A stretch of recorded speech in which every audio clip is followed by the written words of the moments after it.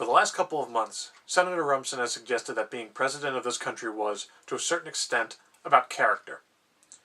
And although I've not been willing to engage in his attacks on me, I have been here 3 years and 3 days, and I can tell you without hesitation, being president of this country is entirely about character.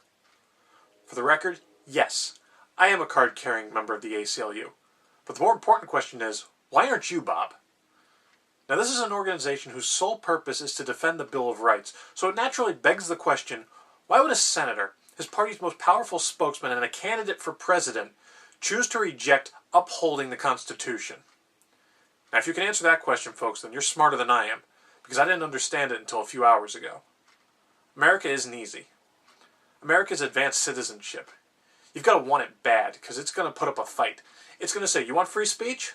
Let's see you acknowledge a man whose words make your blood boil, who's standing center stage and advocating at the top of his lungs that which you would spend a lifetime opposing at the top of yours.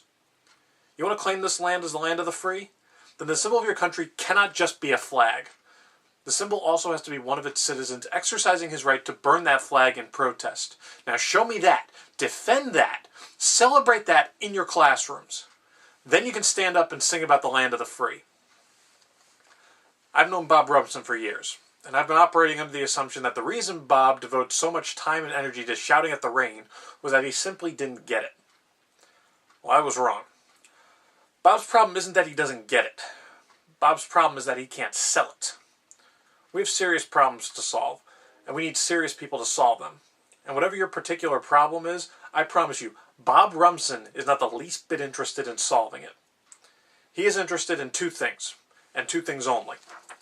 Making you afraid of it, and telling you who's to blame for it. That, ladies and gentlemen, is how you win elections. You gather a group of middle-aged, middle-class, middle-income voters who remember with longing an easier time, and you talk to them about family, and American values and character, and you wave an old photo of the president's girlfriend, and you scream about patriotism.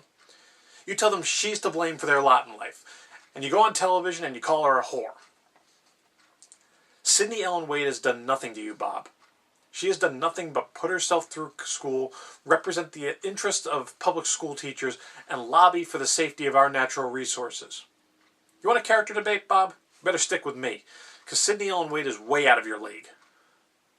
I've loved 2 women in my life. I lost one to cancer, and I lost the other because I was so busy keeping my job I forgot to do my job. Well, that ends right now. Tomorrow morning, the White House is sending a bill to Congress for its consideration. It's White House Resolution 455, an energy bill requiring a 20% reduction of the emission of fossil fuels over the next 10 years. It is by far the most aggressive stride ever taken in the fight to reverse the effects of global warming.